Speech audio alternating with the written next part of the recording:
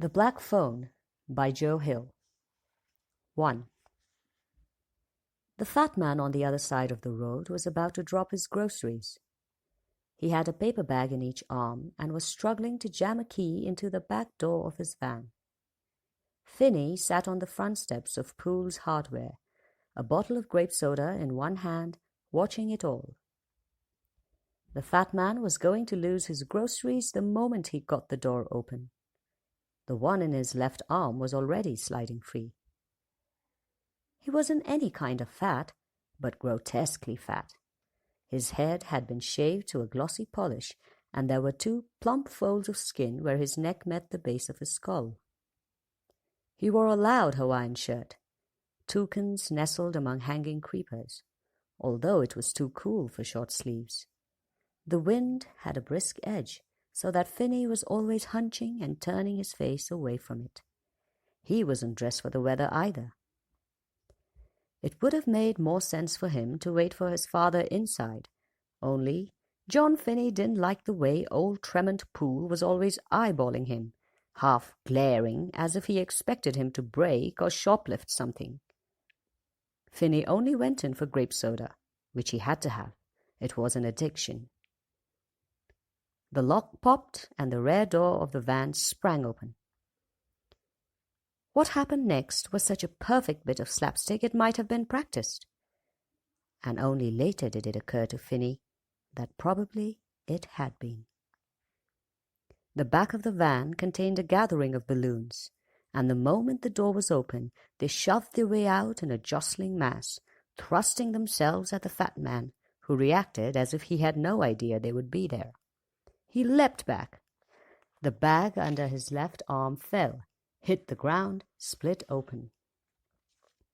Oranges rolled crazily this way and that. The fat man wobbled, and his sunglasses slipped off his face. He recovered and hopped on his toes, snatching at the balloons. But it was already too late. They were sailing away, out of reach. The fat man cursed and waved a hand at them in a gesture of angry dismissal. He turned away, squinted at the ground, and then sank to his knees. He set his other bag in the back of the van and began to explore the pavement with his hands, feeling for his glasses. He put a hand down on an egg, which splintered beneath his palm. He grimaced, shook his hand in the air. Shiny strings of egg whites spattered off it. By then, Finney was already trotting across the road, left his soda behind on the stoop. "Help, mister?"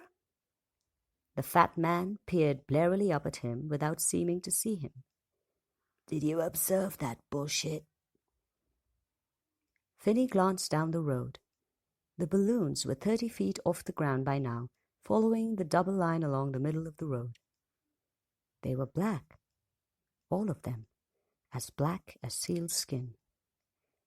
Yeah, he said, and then his voice trailed off and he frowned, watching the balloons bobbing into the low overcast of the sky. The sight of them disturbed him in some way. No one wanted black balloons. What were they good for anyway? Festive funerals? He stared, briefly transfixed, thinking of poisoned grapes. He moved his tongue around in his mouth and noticed for the first time that his beloved grape soda left a disagreeable metallic aftertaste. A taste like he had been chewing an exposed copper wire. The fat man brought him out of it. "See my glasses?" Finney lowered himself to one knee, leaned forward to look beneath the van. The fat man's glasses were under the bumper. "Got 'em," he said, stretching an arm past the fat man's leg to pick them up. "What were the balloons for?" "I'm a part-time clown," said the fat man. He was reaching into the van, getting something out of the paper bag he had set down there. "Call me Al." "Hey, you want to see something funny?" Finney glanced up, had time to see Al holding a steel can, yellow and black, with pictures of wasps on it. He was shaking it furiously.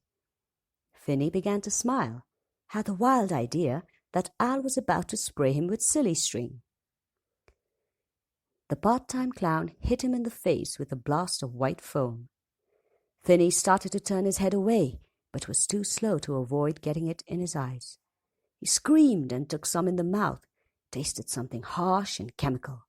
His eyes were coals cooking in their sockets. His throat burned. In his entire life, he had never felt any pain like it, a searing, icy heat. His stomach heaved, and the grape soda came back up in a hot, sweet rush. Al had him by the back of the neck and was pulling him forward into the van. Finney's eyes were open, but all he could see were pulsations of orange and oily brown that flared, dripped, ran into one another and faded. The fat man had a fistful of his hair and another hand between his legs, scooping him up by the crotch. The inside of Al's arm brushed his cheek. Finney turned his head and bit down on a mouthful of wobbling fat, squeezed until he tasted blood. The fat man wailed and let go, and for a moment Finney had his feet on the ground again. He stepped back and put his heel on an orange. His ankle folded. He tottered, almost fell, and then the fat man had him by the neck again. He shoved him forward. Finney hit one of the van's rear doors headfirst with a low bonging sound, and all the strength went out of his legs. Albert had an arm under his chest, tipped him forward into a cold chute. Then he let go, and Finney dropped with a horrifying velocity into darkness. 2. A door banged open. His feet and knees were sliding across linoleum. He couldn't see much, was pulled through darkness towards a faint fluttering moth of grey light that was always dancing away from him. Another door went crash, and he was dragged down a flight of stairs. His knees clubbed each step on the way down. Al said, "Fucking arm! I ought to snap your neck right now, what you did to my arm." Finney thought of resisting. They were distant, abstract thoughts. He heard a bolt turn, and he was pulled through a last door, across cement, and finally to a mattress. Al flipped him onto it. The world did a slow, nauseating roll. Finney sprawled on his back and waited for the feeling of motion sickness to pass. Al sat down beside him, panting for breath. "Jesus, I'm covered in blood. Like I killed someone. Look at this arm," he said. Then he laughed, husky, disbelieving laughter. "Not that you can see anything." Neither of them spoke, and an awful silence settled upon the room. Finney shook continuously, had been shivering steadily more or less since regaining consciousness. At last Albert spoke. "I know you're scared of me, but I won't hurt you anymore. What I said about I ought to snap your neck, I was just angry.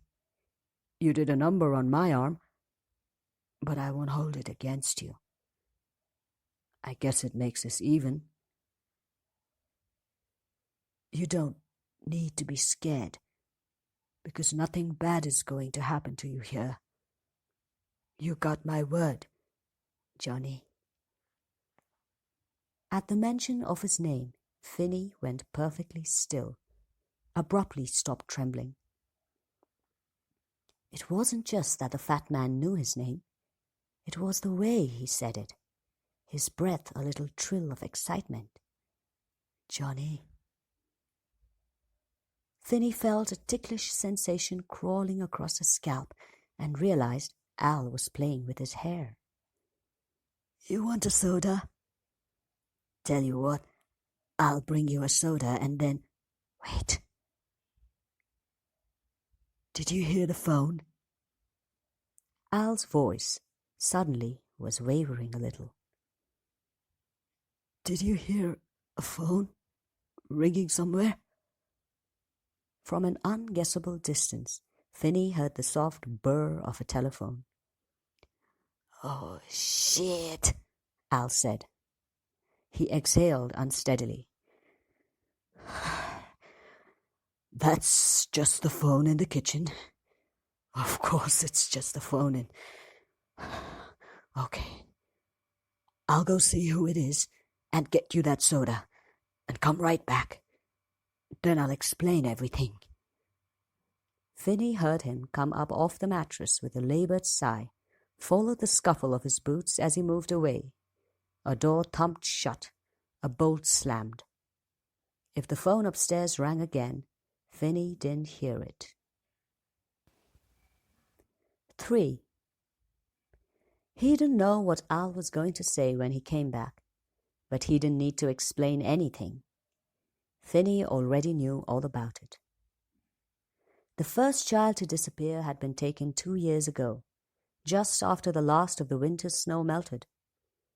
The hill behind St. Luke's was a lumpy slope of greasy mud, so slippery kids were going down it on sleds, cracking each other up when they crashed at the bottom. A 9-year-old named Lauren ran into the brush on the far side of Mission Road to take a whiz and never came back. Another boy went missing 2 months later, on the 1st of June. The papers named the kidnapper the Galesburg Grabber, a name Finney felt lacked something on Jack the Ripper. He took a third boy on the 1st of October, when the air was aromatic with the smell of dead leaves crunching underfoot.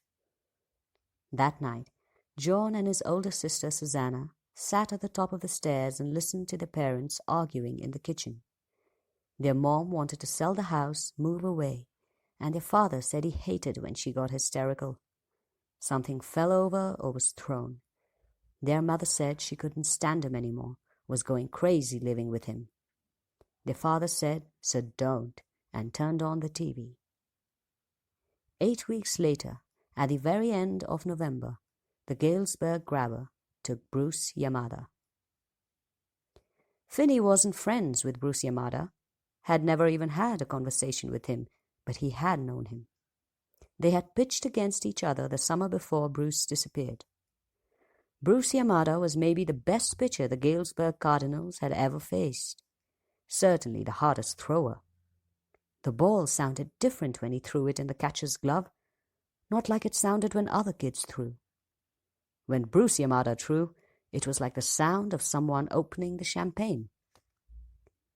Finney pitched well himself, giving up just a pair of runs, and those only because Jay McGinty dropped a big lazy fly to left that anyone else would have caught. After the game, Galesburg lost 5-1. The teams formed into 2 lines and started to march past each other, slapping gloves. It was when Bruce and Finney met each other to touch gloves that they spoke to each other for the one and only time in Bruce's life. "You were dirty," Bruce said. Finney was flustered with happy surprise, opened his mouth to reply, but all that came out was, "Good game," same as he said to everyone. It was a thoughtless, automatic line repeated 20 straight times, and it was said before he could help himself. Later, though, he wished he had come up with something as cool as "You were dirty," something that really smoked. He didn't run into Bruce again the rest of the summer, and when he did finally happen to see him, coming out of the movies that fall, they didn't speak, just nodded to each other. A few weeks later, Bruce strolled out of the Spaceport arcade, told his friends he was walking home, and never got there. The dragnet turned up one of his sneakers in the gutter on Circus Street. It stunned Finney to think a boy he knew had been stolen away, yanked right out of his shoes, and was never coming back, was already dead somewhere, with dirt in his face and bugs in his eyes, and staring at exactly nothing. But then a year passed, and more, and no other kids disappeared, and Finney turned 13, a safe age. The person-snatching children had never bothered with anyone older than 12. People thought the Galesburg Grabber had moved away or been arrested for some other crime or died. Maybe Bruce Yamada killed him, Finney thought once, after hearing 2 adults wonder aloud whatever happened to the grabber. Maybe Bruce Yamada picked up a rock as he was being kidnapped and later saw a chance to show the Galesburg Grabber his fastball. There was a hell of an idea. Only Bruce didn't kill the grabber. The grabber had killed him, like he had killed 3 others, and like he was going to kill Finney. Finney was one of the black balloons now. There was no one to pull him back, no way to turn himself around. He was sailing away from everything he knew into a future that stretched open before him, as vast and alien as the winter sky. 4. He risked opening his eyes. The air stung his eyeballs, and it was like looking through a Coke bottle. Everything distorted and tinted an unlikely shade of green, although that was an improvement on not being able to see at all. He was on a mattress at one end of a room with white plaster walls. The walls seemed to bend in at the top and bottom, enclosing the world between like a pair of white parentheses.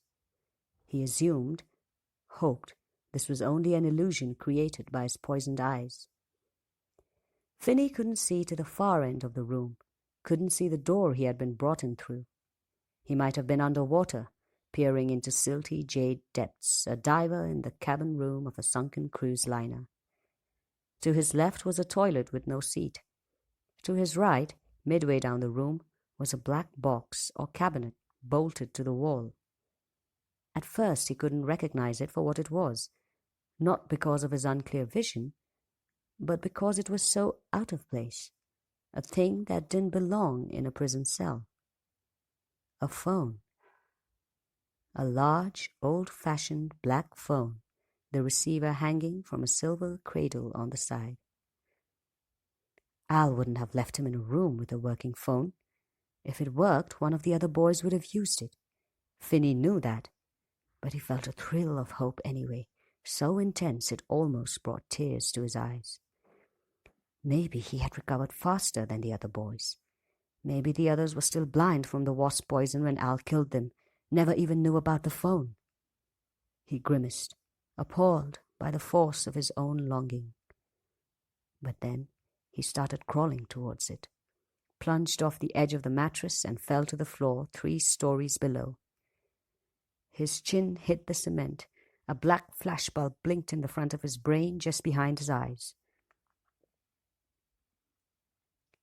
He pushed himself up on all fours, shaking his head slowly from side to side, insensible for a moment, then recovering himself. He started to crawl. He crossed a great deal of floor without seeming to get any closer to the phone. It was as if he were on a conveyor belt, bearing him steadily back even as he plodded forward on hand and knees. Sometimes when he squinted at the phone, it seemed to be breathing, the sides swelling and then bending inwards. Once, Finney had to stop to rest his hot forehead against the icy concrete. It was the only way to make the room stop moving. When he next looked up, he found the phone directly above him. He pulled himself to his feet, grabbing the phone as soon as it was in reach and using it to hoist himself up. It was not quite an antique, but certainly old, with a pair of round silver bells on top and a clapper between them, a dial instead of buttons. Finney found the receiver and held it to his ear, listened for dial tone. Nothing. He pushed the silver cradle down, let it spring back up. The black phone remained silent. He dialed for the operator. The receiver went click, click, click in his ear, but there was no ring on the other end. No connection. "It doesn't work," Al said. "It hasn't worked since I was a kid." Finney swayed on his heels, then steadied himself.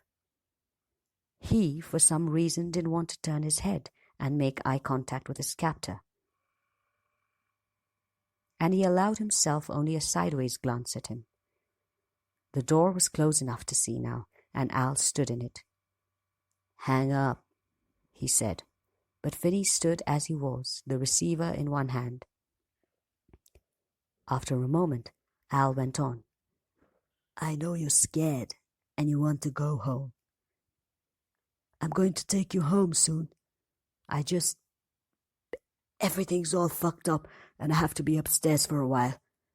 Something's come up. What? Never mind what. Another helpless, awful surge of hope. Poole, maybe. Old Mr. Poole had seen Albert shoving him into the van and called the police. Did someone see something? Are the police coming? If you let me go, I won't tell. I won't. No, the fat man said, and laughed, harshly and unhappily. Not the police. Someone, though? Someone's coming? The kidnapper stiffened, and the close-set eyes in his wide, homely face were stricken and wondering. He didn't reply, but he didn't need to. The answer Finney wanted was there in his look, his body language.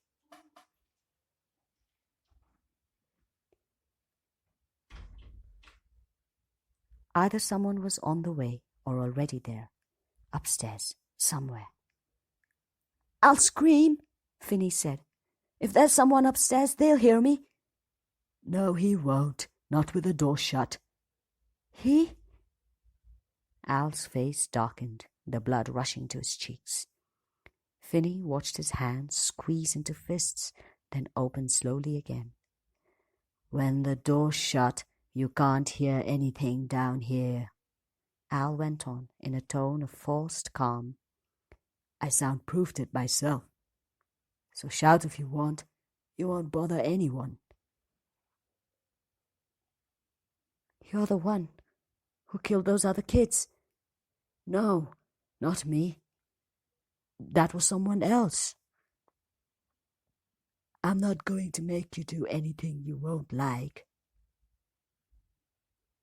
Something about the construction of this phrase, I'm not going to make you do anything you won't like, brought a fever heat to Finney's face and left his body cold, roughened with goose flesh.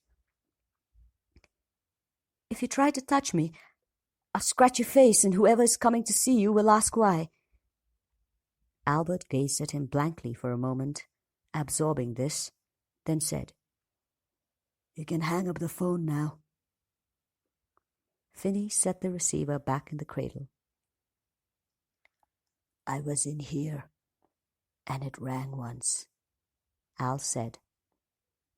Creepiest thing. I think static electricity does it. It went off once when I was standing right beside it, and I picked it up, without thinking, to see if anyone was there. Finney didn't want to make conversation with someone who meant to kill him at the first convenient opportunity, and was taken by surprise when he opened his mouth and heard himself ask a question. Was there? No. Didn't I say it doesn't work? The door opened and shut. In the instant it was ajar, the great, ungainly fat man slipped himself out, bouncing on his toes. A hippo performing ballet, and was gone before Finney could open his mouth to yell. 5. He screamed anyway, screamed and threw himself at the door, crashing his whole body against it, not imagining it could be knocked open, but thinking if there was someone upstairs they might hear it banging in the frame. He didn't shout until his throat was raw, though. A few times was enough to satisfy him that no one was going to hear. Finney quit hollering to peer around his underwater compartment, trying to figure out where the light was coming from. There were 2 little windows, long glass slots, set high in the wall, well out of easy reach, emitting some faint weed-green light. Rusty grills had been bolted across them. Finney studied one of the windows for a long time, then ran at the wall, didn't give himself time to think how drained and sick he was, planted a foot against the plaster and leapt. For one moment he grabbed the grill, but the steel links were too close together to squeeze a finger in, and he dropped back to his heels, then fell on his rear, shivering violently. Still, he had been up there long enough to get a glimpse through the filth-obscured glass. It was a double window, ground level, almost completely hidden behind strangling brush. If he could break it, someone might hear him shouting. They all thought of that, he thought, and you see how far it got them. He went around the room again and found himself standing before the phone once more, studying it. His gaze tracked a slender black wire stapled to the plaster above it. It climbed the wall for about a foot, then ended in a spray of frayed copper filaments. Finney discovered he was holding the receiver again, had picked it up without knowing he was doing it, was even holding it to his ear. An unconscious act of such hopeless, awful want, it made him shrink into himself a little. Why would anyone put a phone in their basement? But then there was the toilet too. Maybe, probably, awful thought, someone had once lived in this room. Then he was on the mattress, staring through the jade murk at the ceiling. He noted, for the first time, that he hadn't cried and didn't feel like he was going to. He was very intentionally resting, building up his energy for the next round of exploration and thought. Would be circling the room, looking for an advantage, something he could use until Al came back. Finney could hurt him if he had anything at all, to use as a weapon. A piece of broken glass, a rusted spring. Were there springs in the mattress? When he had the energy to move again, he'd try and figure out. By now, his parents had to know something had happened to him. They had to be frantic. But when he tried to picture the search, he didn't visualize his weeping mother answering a detective's questions in a kitchen, and he didn't see his father out in front of Poole's Hardware turning away from the sight of a policeman carrying an empty bottle of grape soda in an evidence bag. Instead, he imagined Susanna, standing on the pedals of a 10-speed and gliding down the center of one wide residential avenue after another, the collar of a denim jacket turned up, grimacing into the icy sheer of the wind. Susanna was 3 years older than Finney, but they had both been born on the same day, June 21st, a fact she held to be of mystical importance. Susanna had a lot of occultish ideas, owned a deck of tarot cards, read books about the connection between Stonehenge and aliens. When they were younger, Susanna had a toy stethoscope which she would press to his head in an attempt to listen in on his thoughts. He had once drawn 5 cards out of a deck at random, and she had guessed all of them, one after another, holding the end of the stethoscope to the center of his forehead. 5 of spades, 6 of clubs, 10 and Jack of diamonds, Ace of hearts. But she had never been able to repeat the trick. Finney saw his older sister searching for him down streets that were, in his imagination, free of pedestrians or traffic. The wind was in the trees, flinging the bare branches back and forth, so they appeared to rake futilely at the low sky. Sometimes Susanna half closed her eyes, as if to better concentrate on some distant sound calling to her. She was listening for him, for his unspoken cry, hoping to be guided to him by some trick of telepathy. She made a left, then a right, moving automatically, and discovered a street she had never seen before, a dead-end road. On either side of it were disused-looking ranches with unraked front lawns, children's toys left out in driveways. At the sight of this street, her blood quickened. She felt strongly that Finney's kidnapper lived somewhere on this road. She biked more slowly, turning her head from side to side, making an uneasy inspection of each house as she went by. The whole road seemed set in a state of improbable silence, as if every person on it had been evacuated weeks ago, taking their pets with them, locking all the doors, turning out all the lights. Not this one, she thought. Not that one. And on to the dead end of the street and the last of the houses. She put her foot down, stood in place with a bike under her. She hadn't felt hopeless yet, but standing there, chewing her lip and looking around, the thought began to form that she wasn't going to find her brother, that no one was going to find him. It was an awful street, and the wind was cold. She imagined she could feel that cold inside her, a ticklish chill behind the breastbone. In the next moment she heard a sound, a tinny twanging which echoed strangely. She glanced around, trying to place it, lifted her gaze to the last telephone pole on the street. A mass of black balloons were caught there, snarled in the lines. The wind was wrestling to wrench them free, and they bobbled and weaved, pulling hard to escape. The wires held the balloons implacably where they were. She recoiled at the sight of them. They were dreadful. Somehow they were dreadful. A dead spot in the sky. The wind plucked at the wires and made them ring. When the phone rang, Finney opened his eyes. The vivid little story he had been telling himself about Susanna fleeted away. Only a story, not a vision. A ghost story. And he was the ghost, or would be soon. He lifted his head from the mattress, startled to find it almost dark, and his gaze fell upon the black phone. It seemed to him that the air was still faintly vibrating from the brash firehouse clang of the steel clapper on the rusty bells. He pushed himself up. He knew the phone couldn't really ring, that hearing it had just been a trick of a sleeping mind, yet he half expected it to ring again. It had been stupid to lie there, dreaming the daylight away. He needed an advantage, a bent nail, a stone to throw. In a short time it would be dark, and he couldn't search the room if he couldn't see. He stood. He felt spacey, empty-headed and cold. It was cold in the basement.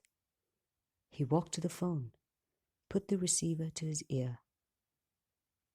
"Hello?" he asked. He heard the wind sing outside the windows. He listened to the dead line. As he was about to hang up, he thought he heard a click on the other end. "Hello?" he asked. 6. When the darkness gathered itself up and fell upon him, he curled himself on the mattress with his knees close to his chest. He didn't sleep. He hardly blinked. He waited for the door to open and the fat man to come in and shut it behind him, for the two of them to be alone in the dark together. But Al didn't come. Finney was empty of thought, all his concentration bent to the dry rap of his pulse and the distant rush of the wind beyond the high windows. He was not afraid. What he felt was something larger than fear, a narcotic terror that numbed him completely, made it impossible to imagine moving. He did not sleep. He was not awake. Minutes did not pass, collecting into hours. There was no point in thinking about time in the old way. There was only one moment and then another moment, in a string of moments that went on in a quiet, deadly procession. He was roused from his dreamless paralysis only when one of the windows began to show a rectangle of watery grey floating high in the darkness. He knew, without knowing at first how he could know, that he wasn't meant to live to see the window painted with dawn.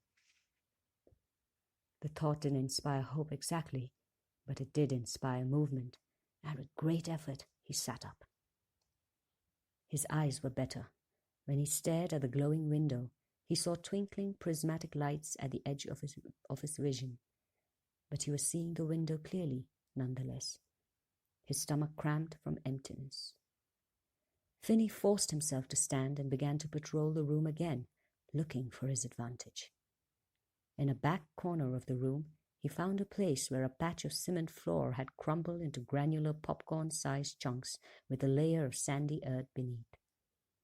He was putting a handful of carefully selected nuggets into his pocket when he heard the thump of the bolt turning. The fat man stood in the doorway. They regarded each other across a distance of 5 yards. Al wore striped boxers and a white undershirt stained down the front with old sweat. His fat legs were shocking in their paleness. "I want breakfast," Finney said. "I'm hungry." "How's your eyes?" Finney didn't reply. "What are you doing over there?" Finney squatted in the corner, glaring. Al said, I can't bring you anything to eat. You'll have to wait." "Why? Is there someone upstairs who would see you taking me food?" Again, his face darkened, his hands squeezed into fists. When he replied, however, his tone was not angry, but glum and defeated. "Never mind." Finney took that to mean yes. "If you aren't going to feed me, why did you even come down here?" Finney asked him. Al shook his head, staring at Finney with a kind of morose resentment, as if this was another unfair question he couldn't possibly be expected to answer. But then he shrugged and said, "Just to look at you. I just wanted to look at you." Finney's upper lip drew back from his teeth in an unreasoned expression of disgust, and Albert visibly wilted. "I'll go." When he opened the door, Finney sprang to his feet and began to scream, "Help!" Al stumbled over the door jamb in his haste to back out and almost fell, then slammed the door.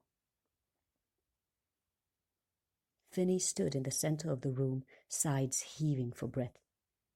He had never really imagined he could get past Albert and out the door. It was too far away. Had only wanted to test his reaction time. Fatty was even slower than he thought.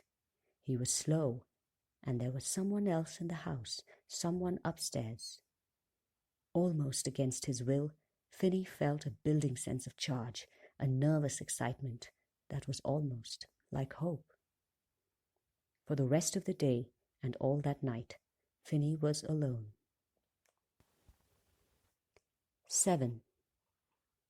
When the cramps came again, late on his third day in the basement, he had to sit down on the striped mattress to wait for them to pass. It was like someone had thrust a spit through his side and was turning it slowly. He ground his back teeth until he tasted blood. Later, Finney drank out of the tank on the back of the toilet and then stayed there, on his knees, to investigate the bolts and the pipes. He didn't know why he hadn't thought of the toilet before. He worked until his hands were raw and abraded, trying to unscrew a thick iron nut, 3 inches in diameter, but it was caked with rust and he couldn't budge it. He lurched awake, the light coming through the window on the west side of the room, falling in a beam of bright yellow sunshine filled with scintillating mica flecks of dust. It alarmed him that he couldn't remember lying down on the mattress to nap. It was hard to piece thoughts together, to reason things through. Even after he had been awake for 10 minutes, he felt as if he had only just come awake, empty-headed and disoriented. For a long time he was unable to rise and sat with his arms wound around his chest while the last of the light fled and the shadows rose around him. Sometimes a fit of shivering would come over him, so fierce his teeth chattered. As cold as it was, it would be worse after dark. He didn't think he could wait out another night as cold as the last one. That was Al's plan, maybe, to starve and freeze the fight out of him. Or maybe there was no plan. Maybe the fat man had keeled over of a heart attack, and this was just how Finney was going to die, 1 cold minute at a time. The phone was breathing again. Finney stared at it, watching as the sides inflated, withdrew, and inflated again. "Stop that," he said to it. It stopped. He walked. He had to stay warm. The moon rose, and for a while it lit the black phone like a bone-colored spotlight. Finney's face burned, and his breath smoked as if he were more demon than boy. He couldn't feel his feet. They were too cold. He stomped around trying to bring the life back into them. He flexed his hands. His fingers were cold too, stiff and painful to move. He heard Ofki singing and realized it was him. Time and thought were coming in leaps and pulses. He fell over something on the floor, then went back, feeling around with both hands, trying to figure out what had tripped him up, if it was something he could use as a weapon. He couldn't find anything, and finally had to admit to himself he had tripped over his own feet. He put his head on the cement and shut his eyes. He woke to the sound of the phone ringing again. He sat up and looked across the room at it. The eastern-facing window was a pale, silvery shade of blue. He was trying to decide if it had really rung or if he had only dreamed it ringing, when it rang once more, a loud, metallic clashing. Finney rose, then waited for the floor to stop heaving underfoot. It was like standing on a waterbed. The phone rang a third time, the clapper clashing at the bells. The abrasive reality of the sound had the effect of sweeping his head clear, returning him to himself. He picked up the receiver and put his ear to it. "Hello?" he asked. He heard the snowy hiss of static. "John," said the boy on the other end. The connection was so poor, the call might have been coming from the other side of the world. "Listen, John, it's going to be today." "Who is this?" "I don't remember my name," the boy said. "It's the first thing you lose." "First thing you lose when?" "You know when." But Finney thought he recognized the voice, even though they had only spoken to each other that one time. "Bruce? Bruce Yamada?" "Who knows?" the boy said. "Tell me if it matters." Finney lifted his eyes to the black wire travelling up the wall, stared at the spot where it ended in a spray of copper needles. He decided it didn't matter. "What's going to be today?" Finney asked. "I was calling to say he left you a way to fight him." "What way?" "You're holding it." Finney turned his head, looked at the receiver in his hand. From the earpiece, which was no longer against his ear, he heard the faraway hiss of static and the tinny sound of the dead boy saying something else. "What?" Finney asked, putting the receiver to his ear once more. "Sand," Bruce Yamada told him. "Make it heavier. It isn't heavy enough. Do you understand?" "Did the phone ring for any of the other kids?" "Ask not for whom the phone rings," Bruce said, and there came soft, childish laughter. Then he said, "None of us heard it. It rang, but none of us heard.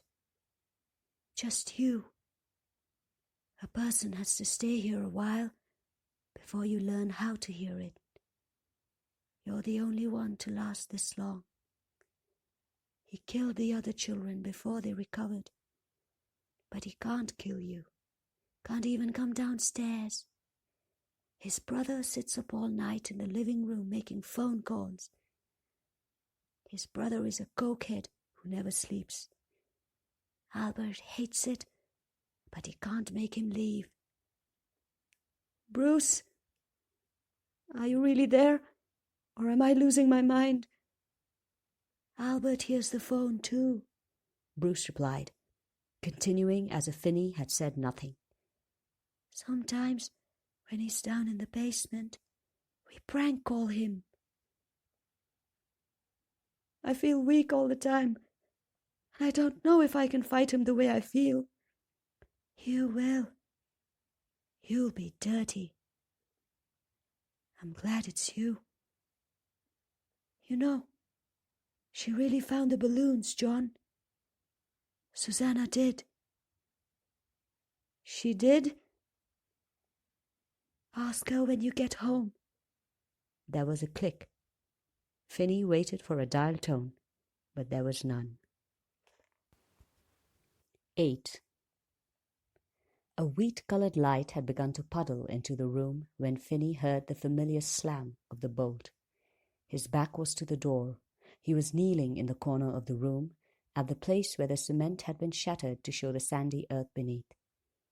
Finney still had the bitter taste of old copper in his mouth, a flavor like the bad aftertaste of grape soda. He turned his head, but didn't rise, shielding what was in his hands with his body. He was so startled to see someone besides Albert, he cried out, sprang unsteadily to his feet. The man in the doorway was small, and although his face was round and plump, the rest of his body was too tiny for his clothes. A rumpled army jacket, a loose cable-knit sweater. His unkempt hair was retreating from the egg-shaped curve of his forehead. One corner of his mouth turned up in a wry, disbelieving smile. "Holy shit," said Albert's brother. "I knew he had something he didn't want me to see in the basement, but I mean, holy shit." Finney staggered towards him, and words came spilling out in an incoherent, desperate jumble, like people who had been stuck for a night in an elevator finally set free. "Please, my mom, help, call my sister." "Don't worry, he's gone. He had to run into work," said the brother. "Now I know why he was freaking out about getting called in. He was worried I'd find you while he's out." Albert stepped into the light behind him with a hatchet and lifted it up, cocked it like a baseball bat over one shoulder. Albert's brother went on. "Hey, do you want to know the story how I found you?" "No," Finney said. No. Albert's brother made a face. "Sure, whatever. I'll tell you some other time. Christ, calm down. Everything's okay now." Albert brought the hatchet down into the back of his younger brother's skull with a hard, wet clunk. The force of the impact threw blood into Al's face. The brother toppled forward. The axe stayed in his head, and Albert's hand stayed on the handle. As the brother fell, he pulled Al over with him. Albert hit the basement floor on his knees, drew a sharp breath through clenched teeth. The axe handle slipped out of his hands, and his brother fell onto his face with a heavy, boneless thump. Albert grimaced, then let out a strangled cry, staring at his brother with the axe in him. Finney stood a yard away, breathing shallowly, holding the receiver to his chest in one hand. In the other hand was a coil of black wire, the wire that had connected the receiver to the black phone. It had been necessary to chew through it to pull it off. The wire itself was straight, not curly like on a modern phone. He had the line wrapped 3 times around his right hand. "You see this?" Albert said. His voice choked, uneven. He looked up. "You see what you made me do?" Then he saw what Finney was holding, and his brow knotted with confusion. "What the fuck you do to the phone?" Finney stepped towards him and snapped the receiver into his face across Al's nose. He had unscrewed the mouthpiece and filled the mostly hollow receiver with sand and screwed the mouthpiece back in it to hold it all in place. It hit Albert's nose with a brittle snap like plastic breaking, only it wasn't plastic breaking. The fat man made a sound, a choked cry, and blood blurted from his nostrils. He lifted a hand. Finney smashed the receiver down and crushed his fingers. Albert dropped his shattered hand and looked up, an animal sound rising in his throat. Finney hit him again to shut him up, clubbed the receiver against the bare curve of his skull. It hit with a satisfying knocking sound, and a spray of glittering sand leaped into the sunlight. Screaming, the fat man propelled himself off the floor, staggering forward, but Finney skipped back, so much faster than Albert, striking him across the mouth, hard enough to turn his head halfway round, then in the knee to drop him, to make him stop. Al fell, throwing his arms out, caught Finney at the waist and slammed him to the floor. He came down on top of Finney's legs. Finney struggled to pull himself out from under. The fat man lifted his head, blood drizzling from his mouth, a furious moan rising from somewhere deep in his chest. Finney still held the receiver in one hand and 3 loops of black wire in the other. He sat up, meant to club Albert with the receiver again, but his hands did something else instead. He put the wire around the fat man's throat and pulled tight, crossing his wrists behind Al's neck. Albert got a hand on his face and scratched him, flaying Finney's right cheek. Finney pulled the wire a notch tighter, and Al's tongue popped out of his mouth. The black phone rang. The fat man choked. He stopped scratching at Finney's face and set his fingers under the wire around his throat. He could only use his left hand because the fingers of his right were shattered, bent in unlikely directions. The phone rang again. The fat man's gaze flicked towards it, then back to Finney's face. Albert's pupils were very wide, so wide the golden ring of his irises had shrunk to almost nothing. His pupils were a pair of black balloons, obscuring twin suns. The phone rang and rang. Finney pulled at the wire. On Albert's dark, bruise-colored face was a horrified question. "It's for you," Finney told him. The end.